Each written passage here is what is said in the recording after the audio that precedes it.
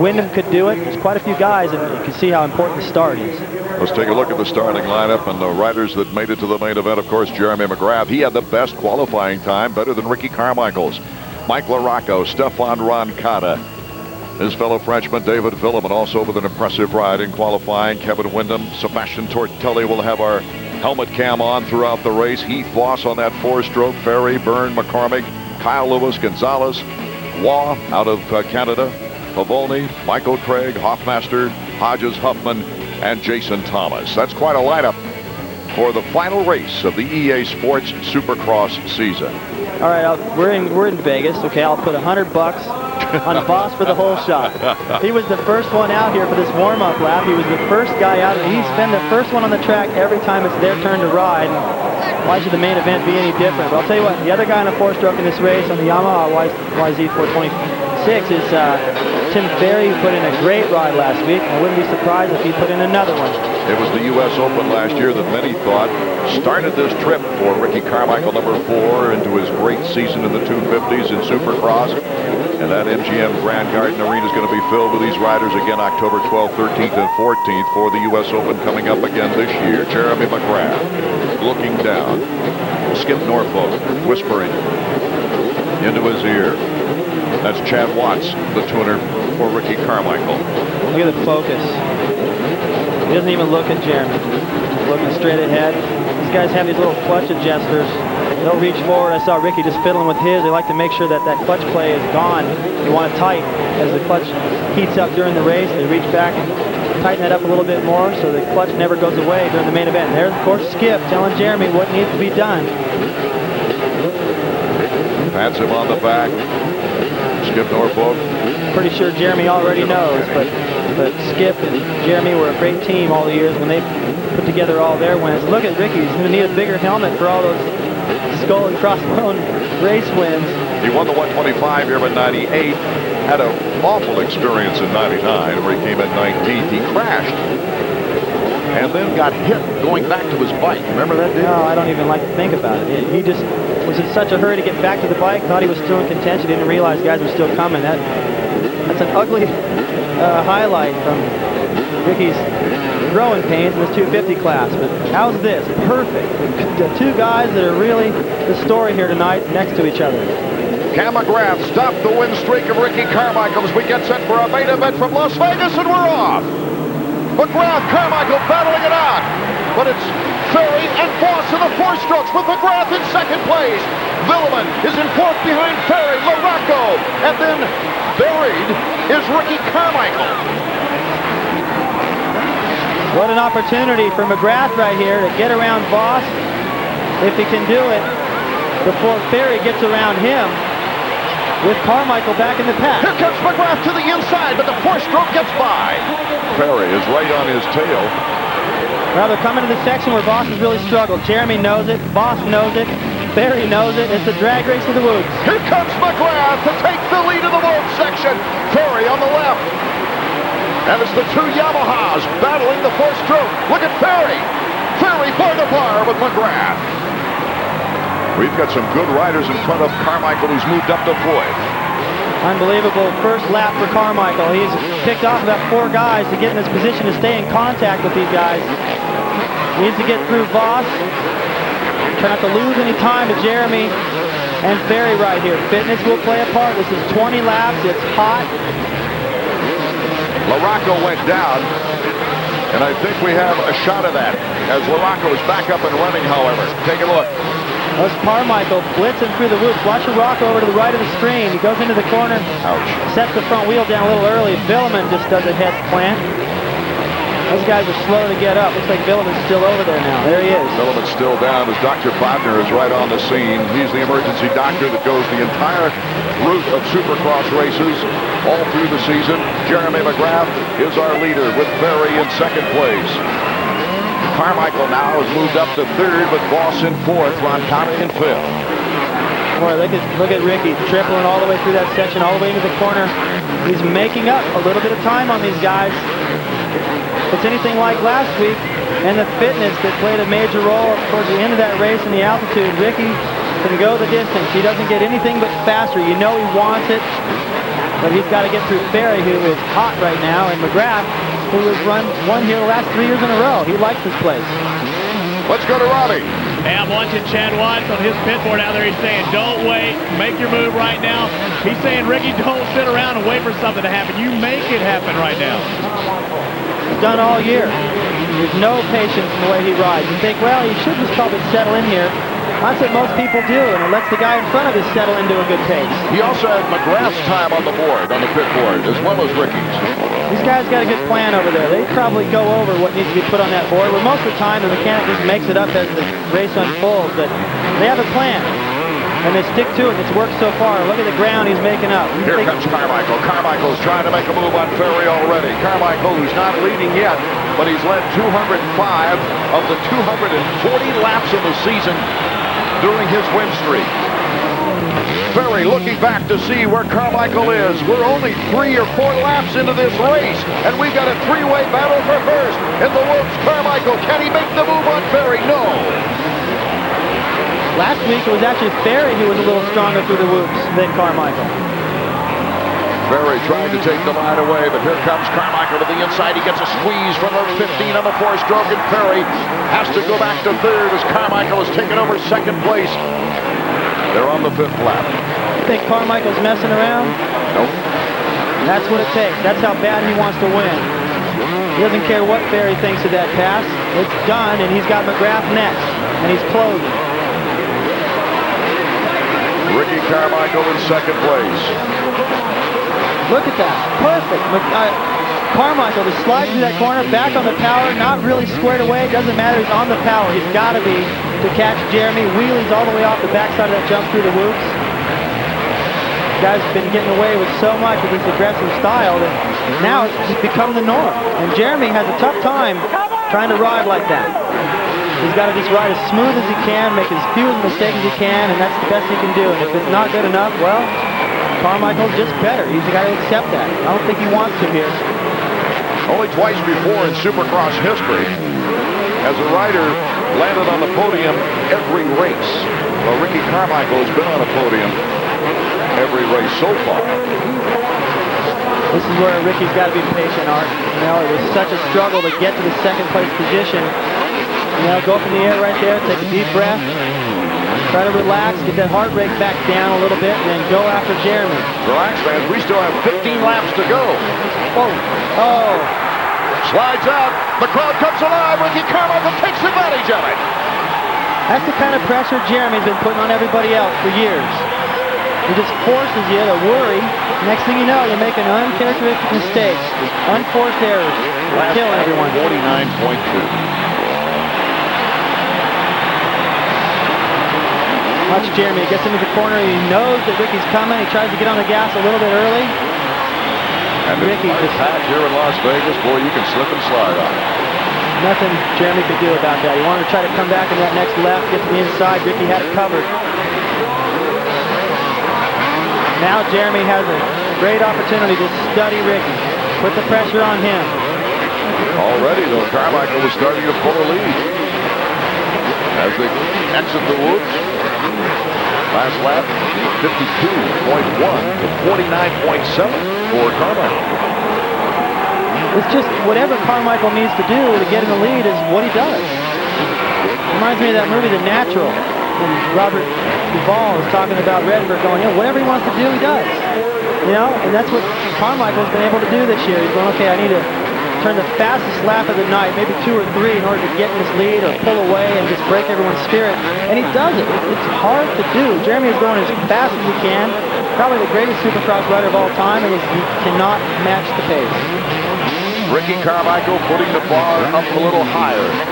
Jeremy McGrath, without Ricky Carmichael, would have won this championship easily. But Ricky dared to take a run at the hero, the sports icon this year, and come away victorious. Picked up about another half a second that time.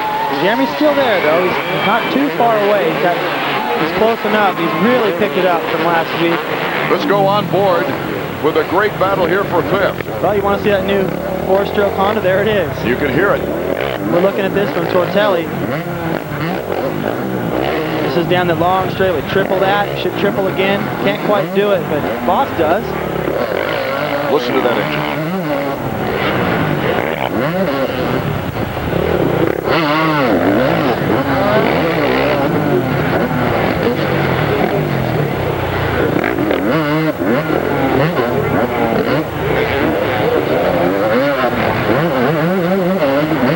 We're on Tortelli's bike, but we're hearing Boss's bike.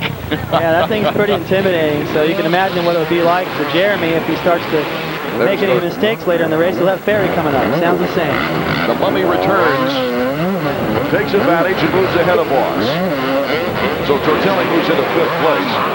Rancada's in 4th, by the way, and that's number 13's next target. Look at this straightaway right here. Got to double up to that spot, triple. Triple again into the corner. Comes up short a little bit right there. Coming up a little short there is better than not doing it.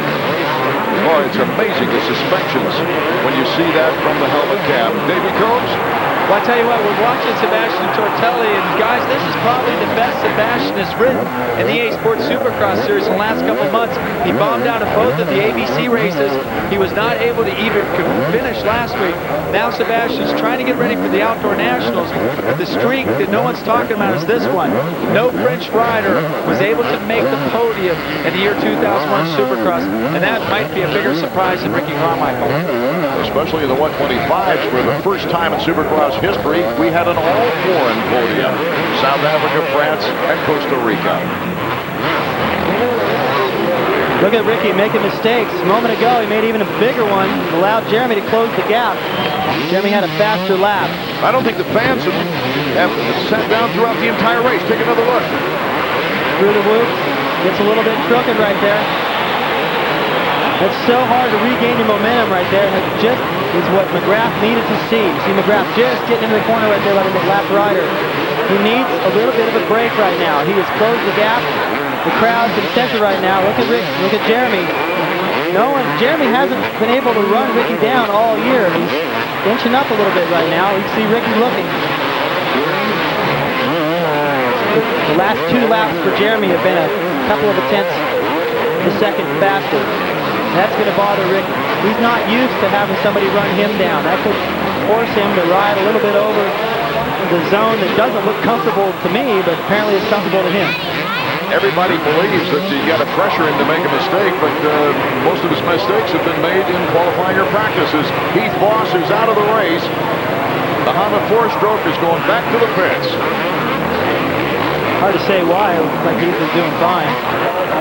Started good. I think that bike probably needed a little bit more time on a Supercross track to get things dialed in. This thing's pretty fast outdoors. We'll find that out next week. So Carmichael successfully knifing through the lappers. Huffman, Papoli, as Jeremy McGrath also making his way. That's Papoli on the Honda. Good Ricky, letting that back end dance around. That last lap, a few tenths faster than Jeremy, so the time he lost with the mistake through the whoop, here they go again. He made back up. That'll discourage Jeremy. Look at Ricky just hanging on to that thing, wide open through that corner. He wants this so bad. He doesn't want to let Jeremy get any kind of confidence going. If he starts to lose time, and Jeremy can sense that, the momentum will shift a little bit. Ricky wants to immediately reestablish the big gap he had before the mistake. Try to crush Jeremy. Cam McGrath picked up 3.0 seconds in 7 laps. Oh, it can happen in a corner, through the whoops. A bad decision with a lap rider, a little bit of bad luck. I tell you, I got to hand it to McGrath. He's pouring it on. He's not giving up. This is the best he's ridden in the last 5 or 6 rounds.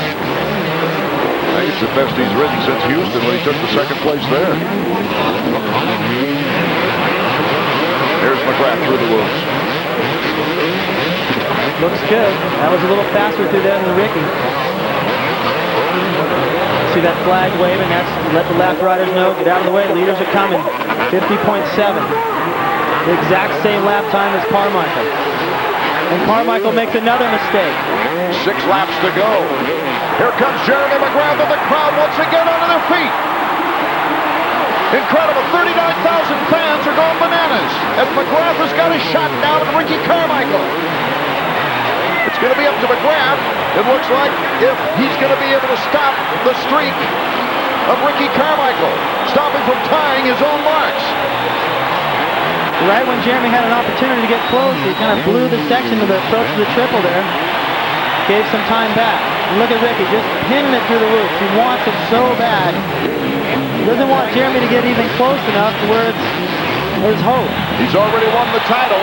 5 laps. Stay tough, says Chad Watts. That's all that's left on the season. 5 more laps. Less than 5 minutes. Dig. His contract is up with Kawasaki. Jeremy cases that right there. You see him actually when he went between the last two, kind of little motion there with his head going, man, he's right there. He knows he gave up about a half a second. It's rumored in about a week we'll know about the Honda contract offer, whether RC has signed it or not. Rumored to be between $1 and $2 million a year for 3 years. And a lot on the line. Jeremy McGrath. Oh, he made up a lot of time to the roof that lap. See Brooks over there, team manager for Jeremy's team. Come on, you can do it. Pressure this guy. Make him worry about you. Make another mistake. I don't know if Ricky's going to make any more. I think he's given Jeremy all the opportunities he's going to get. McGrath, 6/100ths of a second slower than Carmichael on that last lap. Looks like Jeremy's making a little bit too sharp of a pivot in most of these bowl corners where Ricky's kind of swinging all the way around to the outside, maintaining his momentum. Then when he gets on the power, he's already got a little bit more momentum. So it's not as radical of an acceleration change, so he doesn't get as much wheel spin. See, Jeremy tries to cut it real tight. Ricky rolls around there in a bigger arc. He's maintaining more momentum. Boy, look at that. McGrath is not giving up at all. He's giving it his all through the loop. Boy, you can see this right there. He'll be happy with the way he's ridden, but he's going to be bummed to see that record tied. Ricky gets through that section clean. So does McGrath this time. No lappers in sight. The next person they catch on the racetrack is at the end of that straightaway we just saw. It's LaRocca.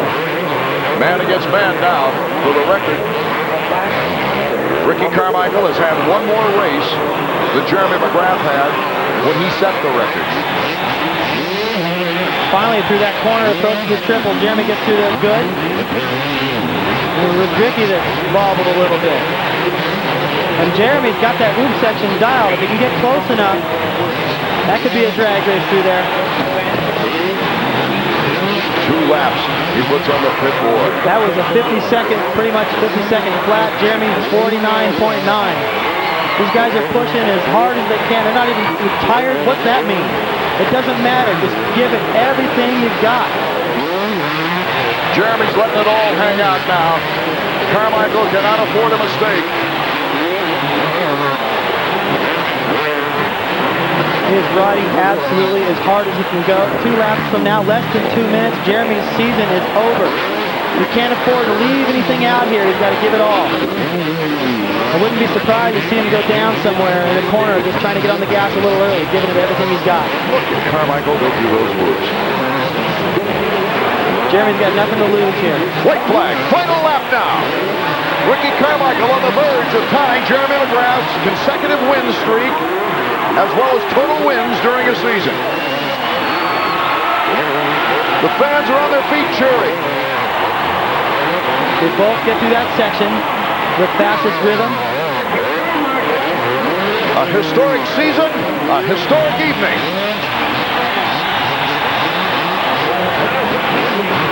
Boy, the pressure Carmichael must feel right now.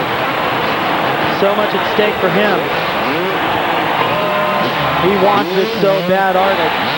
A second, oh, look at the front wheel, almost washing out. If he was second right here, he'd want to put his fist through the wall. So would Jeremy, he wants it just as bad.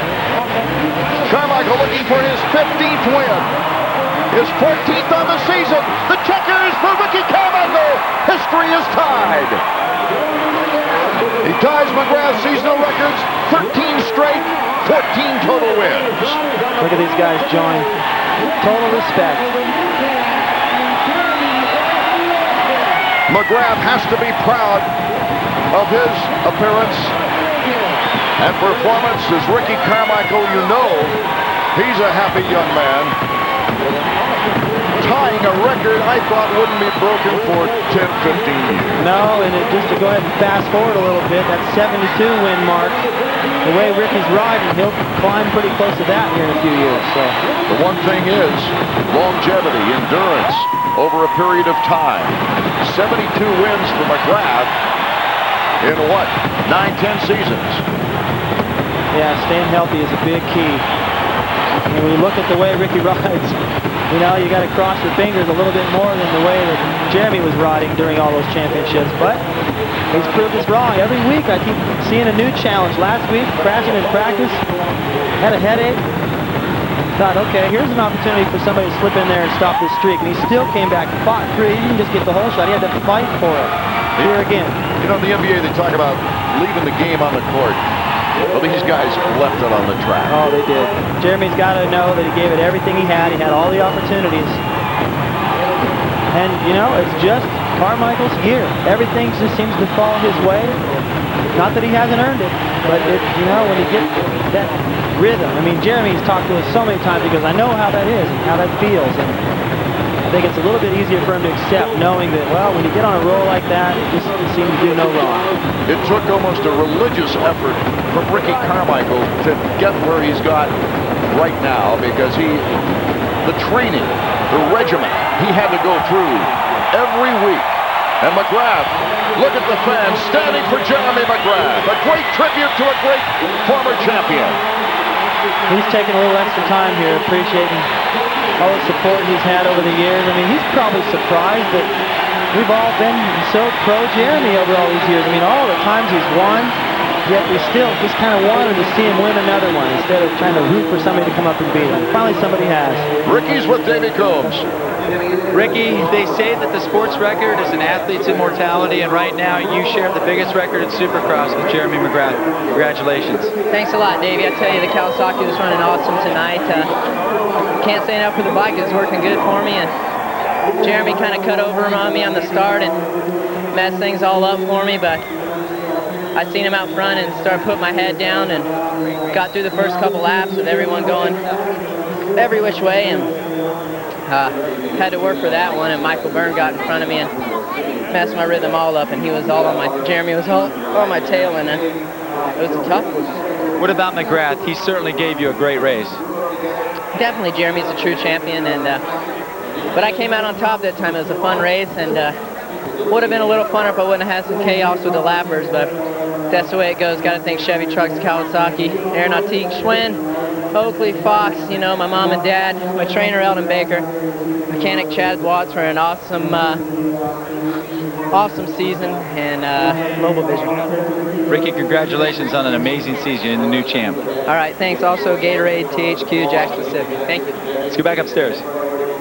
That's as exhausted as I've seen Ricky Carmichael after a race as Jeremy McGrath pushed him to maybe the limit here tonight. McGrath, though, failed to make that mistake that Carmichael failed to make the mistake that McGrath was hoping for in putting that pressure on. McGrath in second to Ricky Carmichael, who ties Jeremy's records. Tim Ferry, a hard-earned third place. Roncada in fourth. Tortelli up to fifth, his second best performance of the year. Maybe ought to wear that helmet cam more often. Wyndham in sixth. Mike LaRocco, after going down, came back in seventh place. Byrne, Lewis, and Waugh round out the top 10. Let's go down to Robbie. I'm down here with Jeremy McGrath. Jeremy, it looked like the perfect scenario. You had a great start. You shut the door big time, and you're out in front. Yeah, I mean, my Mazda Yamaha put me right out in front, and that's what I was looking to do. I got to thank Yamaha, you know, and Mazda Yamaha. We made some big changes to the bike this week, and it was definitely a lot better. And got to thank those guys, Skip and Larry and Brian, for putting in some hard work. And, you know, we got that bike right out in front, and I think I had a little bit of bad line in the whoops and was making some mistakes there. And RC got on me. I slid out before the finish line, and he got right around me, and then he almost gave it back to me over here. Even though when you were out in front, Skip was trying to get you to run 48 lap times.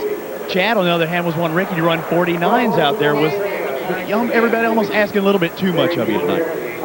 Well, you know, we're kind of trying to take in stepping stones. The last few races have been kind of bad for me and been struggling a lot. You know, I had to take in baby steps. Of course, my goal was to win tonight and put the bike on the top of the podium and at least keep Ricky from that, you know, tying my record. But, you know, I'm really happy with my ride tonight. I wasn't far behind him at the finish line. I think with that one little mistake, had it been a little bit tighter race. Congratulations, Jeremy, on second place. You're still the king in my book. Down to Davey. Back over here with Tim Ferry. Tim, these have been the 2 best weeks of your 250 Supercross career. Another podium finish and a tough one at that. Yeah, you know, it's pretty hot here in Vegas, and, you know, I got that whole shot award. You know, the Yamaha 426 is, you know, like you said, it's good on the hard, slick tracks, and they were good tonight. You know, I didn't quite have the speed that I did last weekend, and, you know, I kind of knew that I just had to, you know, settle to my pace that I could comfortably ride, you know, not make any mistakes. You have to be satisfied by ending the season like this. I mean, earlier in the year, it seemed like you're having some problems with some starts and bad luck, but now you rounded out. You're on the podium twice. Yeah, I mean, I got a lot of top fives, and you know, my goal coming into the season was to finish top 5 every weekend and get on the podium as many times as I could. And you know, it's pretty cool the last couple races getting on the podium. I'm totally pumped. You know, I got to give all the credit to Yamaha, my mechanic BK. Everybody's worked really hard this off season, and got to thank some of my sponsors: Fly Helmets, Fox Gear, Smith Goggles, Garnet Boots, Etney Shoes. Like my mom and dad are out there, my brother, my sister. They're watching on pay-per-view, and I say to all my friends and the Deans at home. Good job, Tim. Thanks a lot. Boy, what a great way to finish the season as we look at downtown Las Vegas this evening, checking out the final points page of the season. Carmichael by 64 over McGrath. Rocco nailing down third once again. Wyndham moving in front of Lusk up to 4th place, with Lusk rounding out the top 5. Ferry hanging in 6th. Villeman coming back to place 7th in the points. What a courageous effort really for Dave Villeman, and we hope he's okay after a bad crash here this evening. Byrne, the top privateer, in 9th place in the top 10. Let's go back to Robbie Floyd. I'm down here